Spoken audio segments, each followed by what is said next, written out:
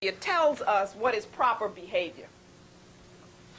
The rational order doesn't do that. That order that they create out of their heads does not give you a basis for how you should behave towards other people ma'atically. But what Plato wanted to argue, and did, was that this rationalism was also a basis for morality. So he said that the people who think best, according to his rules, were also the most moral people. You see what that does? Now that's absurd.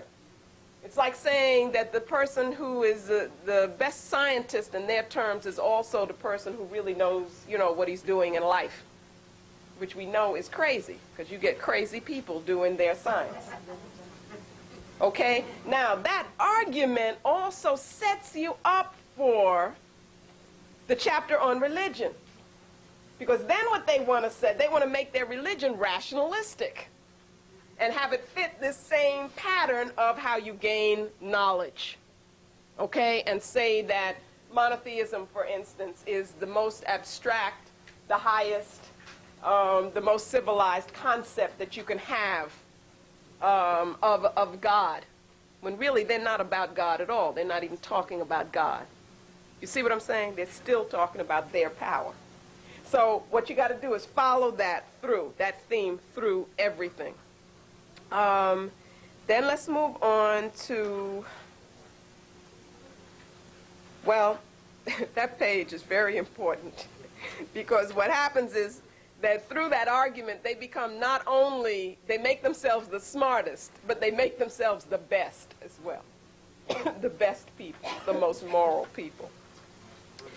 We go to the master race is absolutely true. And here you see what is the basis of that. Okay?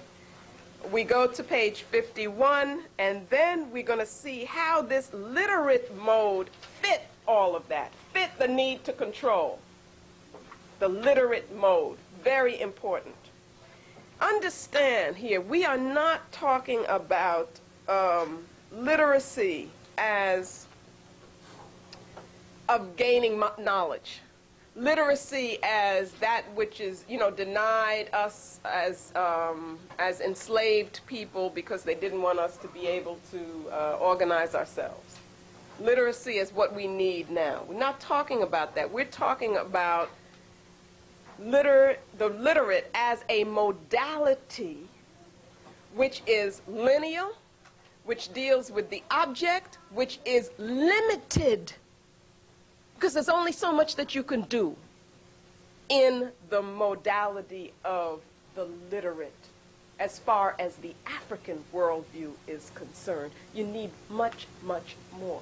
There's certain things that we can do with that, but to really understand life, the universe, nature, ourselves, to interact and so forth, we need other modalities to get us beyond. We need the symbolic. Even poetry, he's not talking about here. Plato was not talking about. Plato was very much against the poets, the artists. You got to ask yourself, why? Why were these a threat? You see what I'm saying?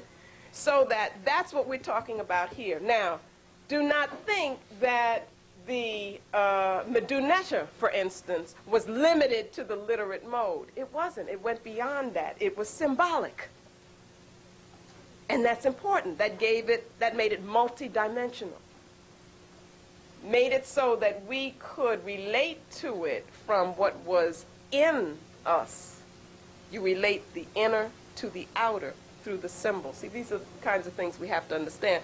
Well, this definition of the literate wanted to cut all of that out, reduce it all, make it all very simple, all dealing with the outer, with what we would call the profane. Okay? That's what this section is about.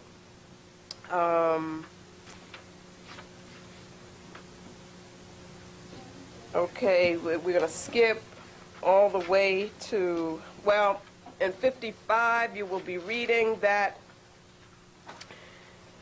write this in the text, the literate mode desacralizes desacralizes. The concept of desacralization is important. That'll be in your glossary. It's in, I think, also the vocabulary that is simplified.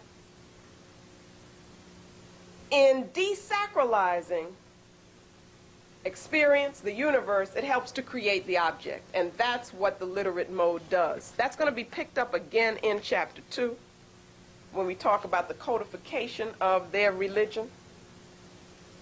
Then the next section in 56 goes on to talk about lineality in European thought and how that, again, expresses and supports the asili, supports the fulfillment of their asili, how it helps them to achieve power, how it works hand in hand with the literate mode, how it works hand in hand with objectification.